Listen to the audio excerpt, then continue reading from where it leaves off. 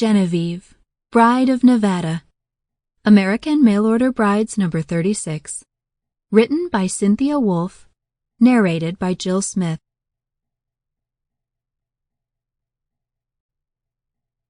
Prologue.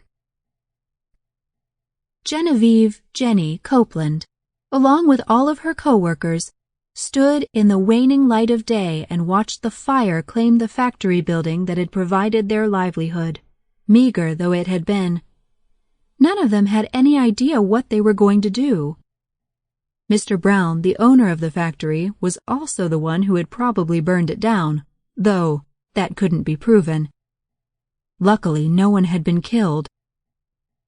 Now, with jobs nearly impossible to come by, Genny was doing something she'd never considered before. She was becoming a mail-order bride to a man she'd never met.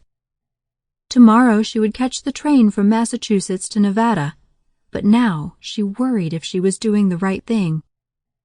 At 25, she was older than either of her roommates, though both Katie Maverick and Julia Benson were becoming mail-order brides too, as were a lot of the women who previously worked at the Massachusetts factory. They'd found their husbands-to-be through a publication called Groom's Gazette. Roberta McDaniel got the paper from her sister's matchmaker, Elizabeth Miller, and handed out copies to any of the women who wanted one. That was Roberta, always looking out for the girls in the factory. When she'd learned Mr. Brown was closing the factory, she'd been honor-bound to tell everyone. The fire took that responsibility out of her hands. Who burned the factory didn't matter, though they all suspected that Brown had burned down the factory for the insurance money, but nothing could be proven, and they were all unemployed regardless. The rent on their apartment was due in a couple of days. Genny thanked her lucky stars she was leaving. In fact, they were all leaving.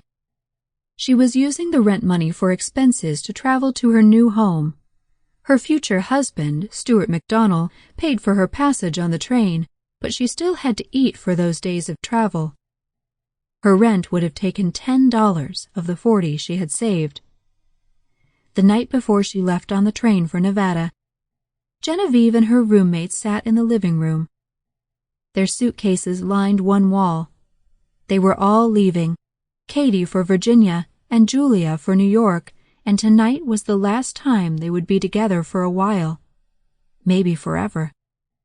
"It's a good thing we're leaving tomorrow," said Genny. "That was the last piece of coal." She pointed toward the square metal stove they huddled around. The kitchen and living room were one room containing a wooden table and 4 mismatched chairs that had all seen better days.